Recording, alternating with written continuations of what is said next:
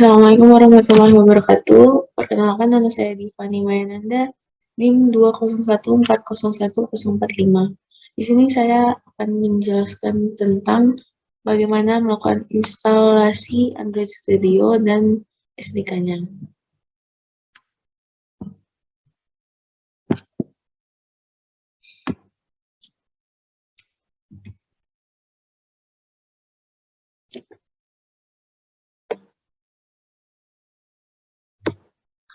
Jadi pertama, jika sudah mendownload Android Studio, maka akan muncul tampilan seperti ini. Lalu tekan next terusnya, lalu pilih yang Android Virtual Device. Setelah itu tekan next lagi, lalu tentukan di mana tempat penyimpanan file Android Studio ini. Jika sudah menemukannya, maka bisa tekan next lagi.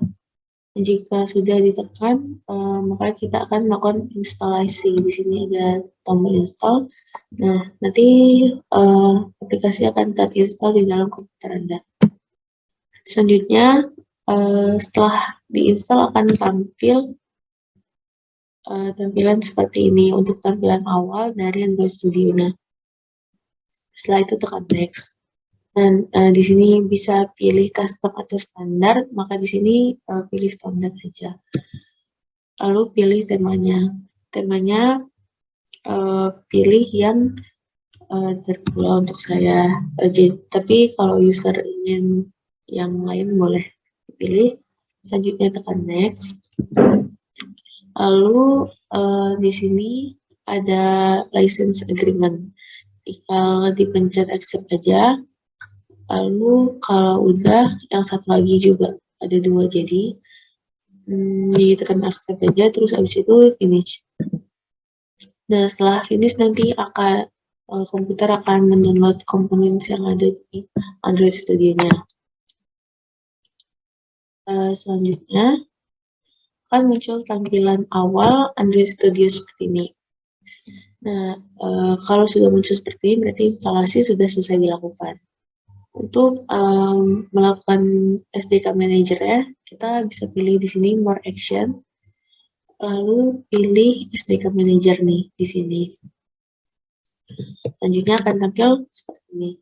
Nanti di halaman ini kita bisa milih Android yang versi beberapa yang kita mau taruh di aplikasi Android Studio-nya.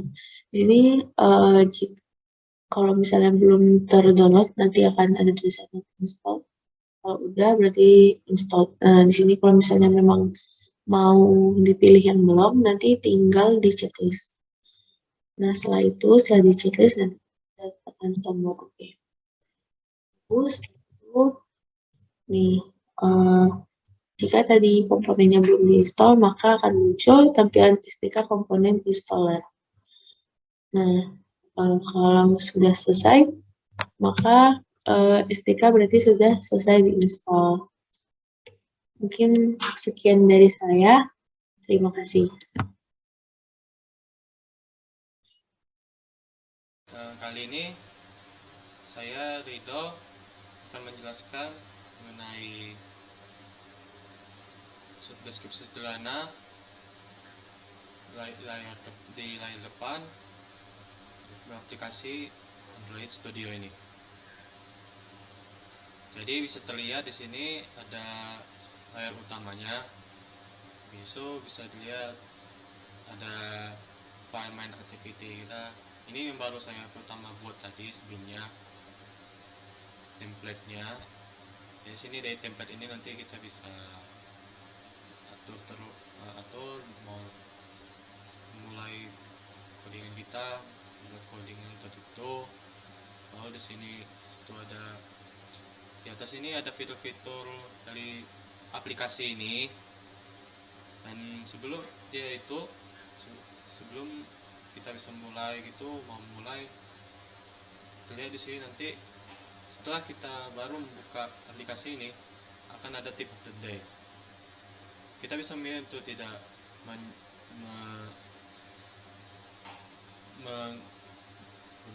atau menunjukkan tipsnya ini ke depan layar kembali. Kita bisa pilih ini.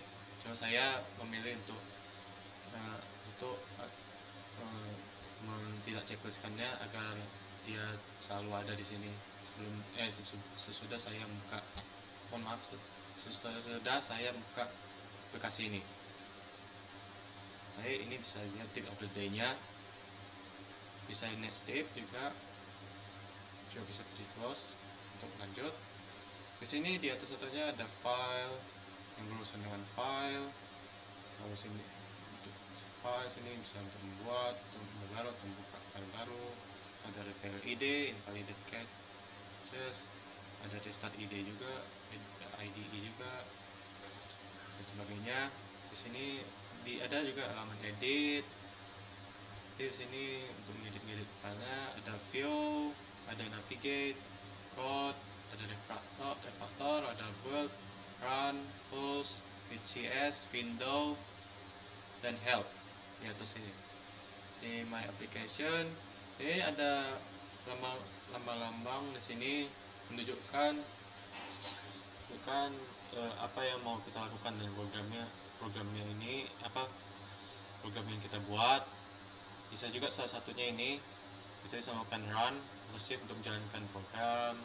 Jadi ada update change and restart activity agar kita bisa menerapkan perubahan yang kita buat di codingannya dan mengulang aktivitasnya. Nah, dan ada lagi update code, change, debug, run with coverage, profile, attach debugger to under process. Bisa juga ada stop. Sudah sync project with gather files, device manager, SDK manager, search everywhere, IDA and project settings, dan juga sign in to Google. Di bawah sini juga ada version control, ada to do. Sini ada version controlnya, sini control versi, sini ada untuk to do-nya juga, ya, untuk mengarahkan ke to do-nya, item to do-nya. Ada project, sini clone file, scope paste, sini ada masalah-masalah, sini yang mungkin muncul di proyeknya di saat proyeknya itu ada error atau masalah, ada kesalahan. Ada juga sini terminal juga. Kalau di sini juga ada loket di sini. Ini terminalnya seperti ini, ya mirip-mirip seperti command prompt juga. Ini ada loket juga, saya sudah coba tadi. Sebelumnya ini sudah loket ini tempat buat bisa untuk beberapa komputer lebih lama ya untuk terbuka gitu kalau menggunakan loket ini, tergantung RAM-nya juga. Tapi sini kita juga ada loket, ada juga inspection, ada juga bolt. Di sini bolt bisa kita menggunakan bolt mana aja yang bisa kita pakai. Nama saya Hajarin Syahsuwana dengan NIM 2014-01-082. Di sini saya bakal jelaskan bagaimana menambahkan virtual device-nya Android ke dalam Android Studio yang ada yang sudah kita unduh tadi sebelumnya. Sudah dijelaskan oleh teman-teman saya. Nah, kita lihat dulu tampilan dari si Android Studio saat kita udah buat project. Kalau kita udah buat project seperti ini, kalau kita lihat ini, di sini kan ada apa ya, tempat ini pilih app gitu dan sebelahnya ada tempat untuk pilih HP, untuk pilih device. Nah, tapi kalau kita lihat lagi ke bawahnya, dia ada device manager. Kalau kita tinggal pilih aja, kemudian di sini kan ada virtual physical. Nah, kita ambil virtual, kemudian kita create device. Di sini lihat dulu kalau saya udah ada buat dua, ada juga size-nya dikasih tahu, yang atas 9,7 GB karena pakai Google Play. Nah, dan di sini ada font, di mana ada name, namanya, kemudian ada Play Store, maksudnya yang ada simbol Play Store-nya bisa ke Play Store. Kemudian ada size-nya dalam satuan inci, resolusinya dalam uh, 1080 dikali 2340 di dalam hal seperti itu. Yang tujuannya nanti kita bisa pilih mana yang paling sesuai untuk kita gunakan. Kemudian ada density, yaitu kepadatan layar dengan satuan dpi dot per inch. Jadi sesuailah kita pilih yang mana, makin padat ya makin jernih. Kemudian tinggal pilih next nanti. Kalau misalnya saya pilih ini 3, kemudian saya pilih next. Ini ya penjelasannya tadi. Kita pilih next. Nah, ini kan disuruh unduh, pilih yang sesuai dengan versi dari HP kita masing-masing. Ada yang R, kemudian ada yang tiramisu, ada yang Oreo, ada yang Q. Kemudian kita next kan.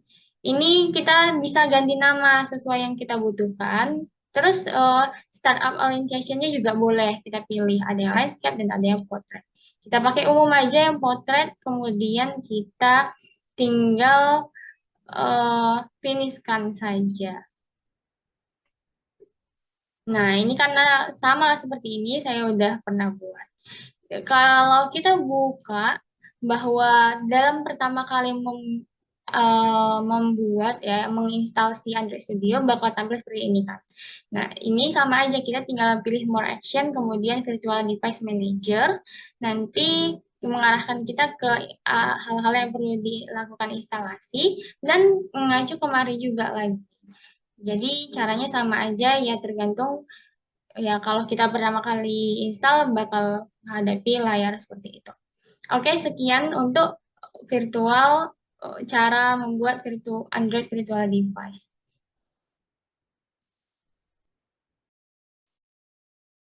Perkenalkan, nama saya Aryan Satya Sikoko. NIM saya 2014-01-079. Jadi, pada kali ini saya akan menjelaskan bagaimana cara membuat proyek baru pada Android Studio dengan bahasa Kotlin. Jadi, kita langsung aja share screen. Nah, pertama-tama kita buka dulu Android Studio-nya.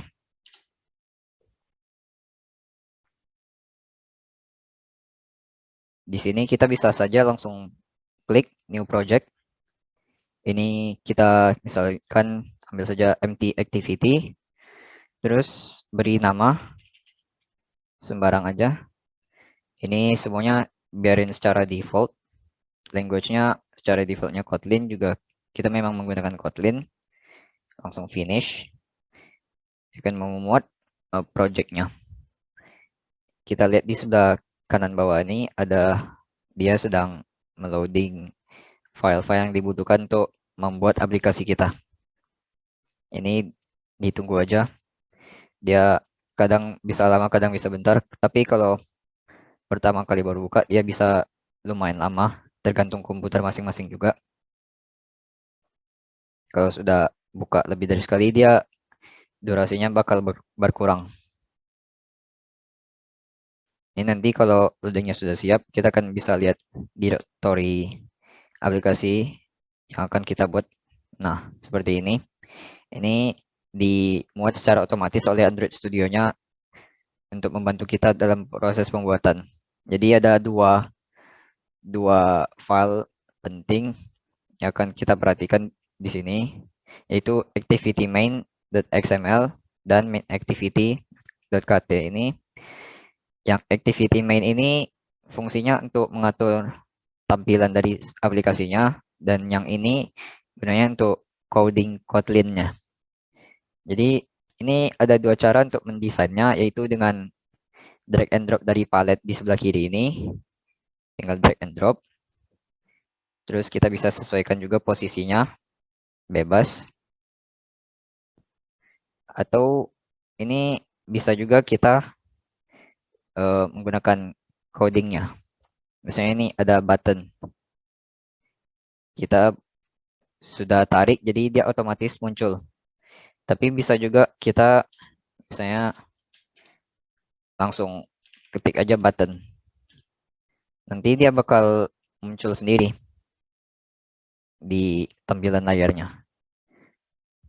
Ini bisa aja kita pilih wrap content, height-nya wrap content. Nah, ini dia sudah muncul. Kalau kita mau kasih, ini kita tutup dulu. Kalau kita mau kasih tulisannya, kita tinggal teks, terus kita beri nama button 2.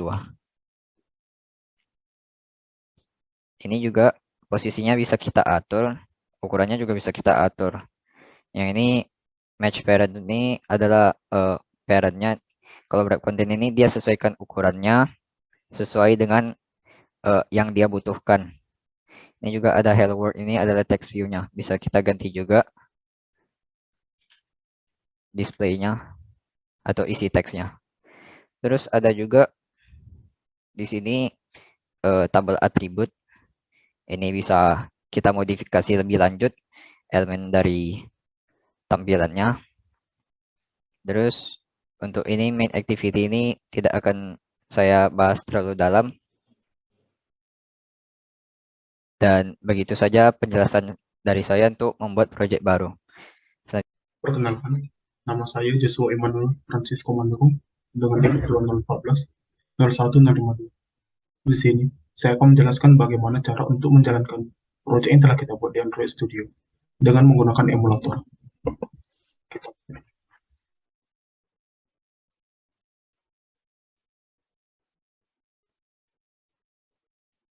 Sebelumnya, ini adalah proyek yang telah saya buat di Android Studio dengan menggunakan Kotlin. Untuk yang pertama, ada dua cara untuk yang bisa kita lakukan. Yang pertama, dengan menggunakan virtual device, di mana di virtual device ini kita akan menjalankan emulatornya di laptop kita sendiri. Lalu yang kedua, dengan menggunakan physical device, di mana kita akan menjalankan emulatornya di HP Android kita masing-masing. Kita masuk ke yang pertama, yaitu virtual device. Di virtual device kita klik tombol run app sini, lalu kita pastikan di sini sudah ada virtual device yang terpasang. Di sini device yang akan saya pakai itu yang bawaan Pixel 3a. Lalu kita run.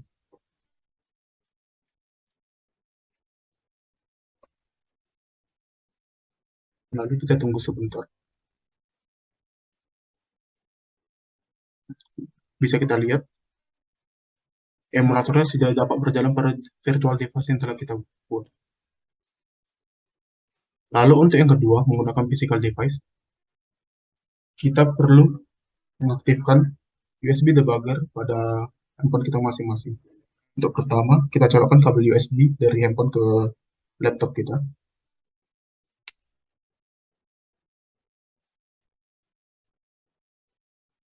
Lalu, untuk mengaktifkan USB debuggernya, kita pergi ke tentang ponsel, pengaturan, lalu aktifkan mode developer. Di handphone saya, kita hanya perlu mengklik versi MIUI-nya sebanyak 7 kali. Lalu kita pergi ke setelan tambahan, dan klik opsi pengembang. Di sini untuk USB debuggingnya sudah saya aktifkan.